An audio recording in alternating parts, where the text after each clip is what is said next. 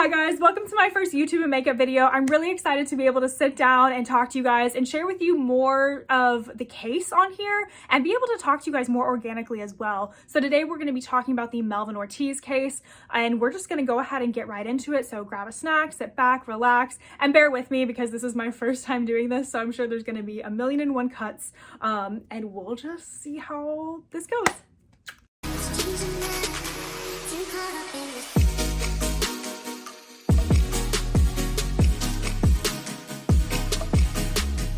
Okay, and just FYI, I'm going to be looking over this direction a lot. I have a lot of my notes over here, and I also am going to be setting up a mirror over here as well to, you know, look at the makeup that I'm doing. So for those of you who don't know and are coming over from YouTube, Melvin Ortiz is a man who has been wrongly in prison for the past 23 years. So I'll be discussing the case, discussing how he got in prison and who accused him of doing the crime that he didn't commit and what exactly we can do to help now. So what exactly was the crime that Melvin was accused of doing? Well, he was accused of shooting and killing George Clouser, who was the manager at a local pizza diner in Reading, Pennsylvania. The two gunmen came in, told everyone to get down, and George, who was cleaning up around the register, was shot, and then they asked him to give him the money, but he was shot so badly that he was unable to give them the money. Realizing that they had totally botched the robbery, they quickly got out of the scene. I apologize, the primer is really flaky on my skin, so if you see that, just ignore it for now. I'll try to fix it. George was flown via helicopter off the scene and was pronounced dead at the nearest hospital.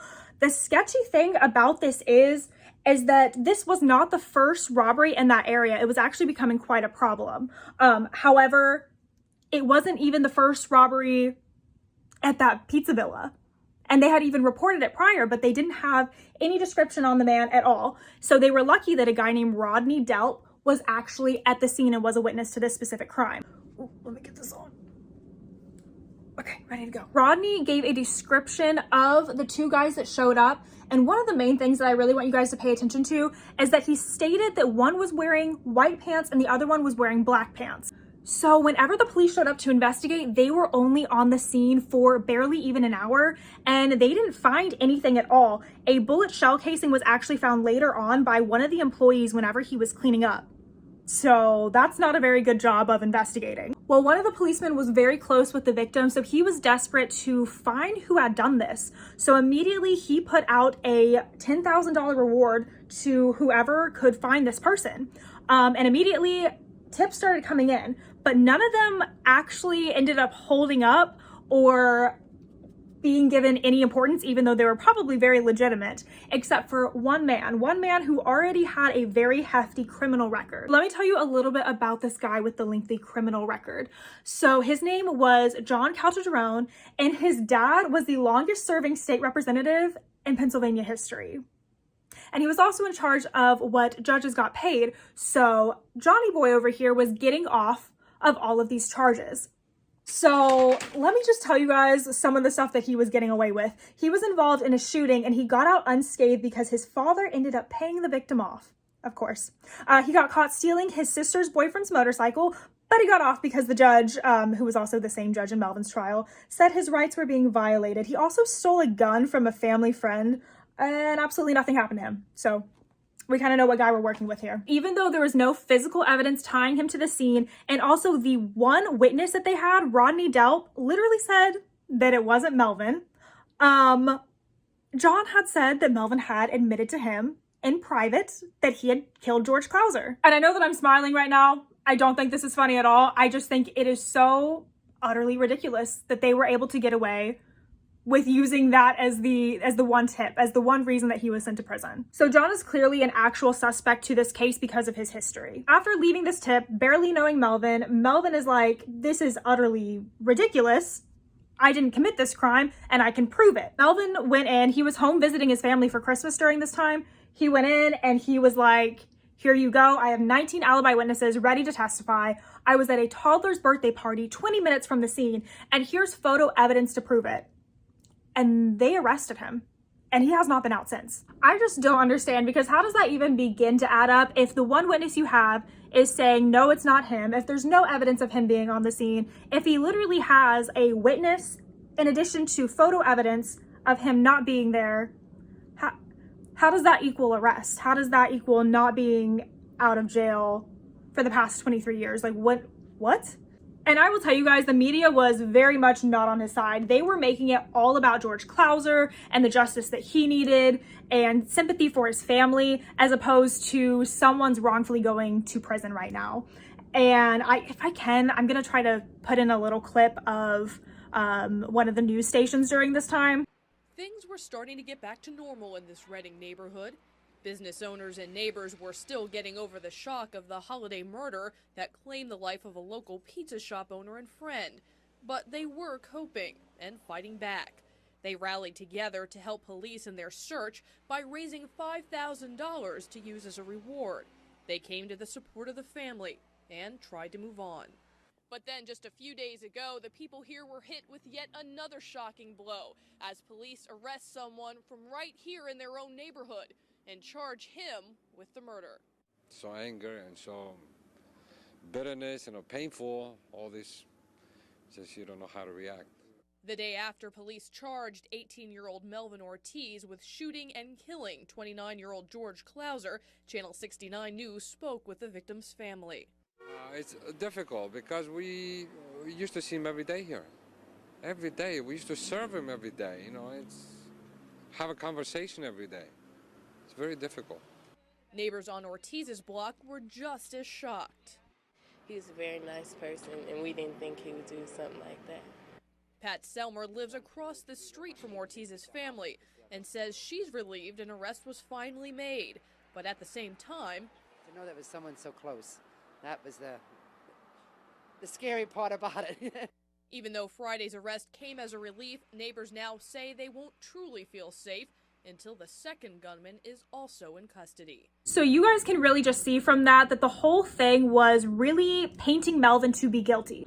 I also want to say that George and his family absolutely needed sympathy during this time. I just don't think that it's fair that his family never really got to know their true killer. Like, that's not justice. And if anything, that's hurting people more because two families are now losing someone. So the next thing that I want to discuss with you guys is the trial, because how did they put a whole trial together with only hearsay? Other people that came to talk were actually like bullied into doing so. The detective that was on this case, Detective Grau, actually had a reputation of playing dirty, and he found this girl, Tina, who was 15 years old at the time, crying at George's memorial because she knew who had killed him.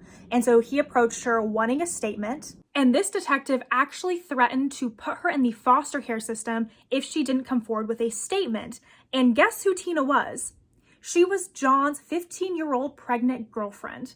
They had started dating whenever she was 13 years old. So you can see John is very much a man of high morals in all aspects of his life. She ended up coming forward during trial and saying that she had overheard Melvin tell John that he had committed the murder. And then we have the third witness, who was a 30-year-old jailhouse snitch who had a record of providing false accounts to the police. And he also wrote to the DA saying that he did not want to be a witness anymore and that he would say he couldn't remember anything until the court, the DA, told him what to say.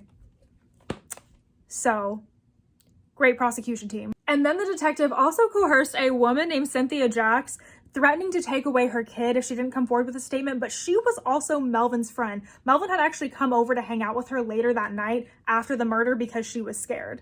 And the most damning evidence that the prosecution had on Melvin was that they changed the eyewitness's statement from white pants to light pants. And because of the pants that he was wearing in the pictures, which are these brown khakis, they felt like that qualified as light pants. Okay, also, I think I'm gonna keep this eye look kind of simple, kind of natural, since a lot of you guys were asking about a look like that. So Melvin was then, after trial, declared guilty. So let's talk a little bit about what happened after the trial. Cynthia Jacks ended up actually coming forward and saying that John had offered her $10,000 to run away to Mexico. Sadly though, 20 years ago, Cynthia Jacks was actually murdered in a car accident that was meant for the passenger. So at this point, it's her word against John's. Then Tina in 2018 ended up not only taking back her statement, but she also implicated herself in the crime, saying that John was supposed to be at work that night, but he ended up picking her up and driving her home.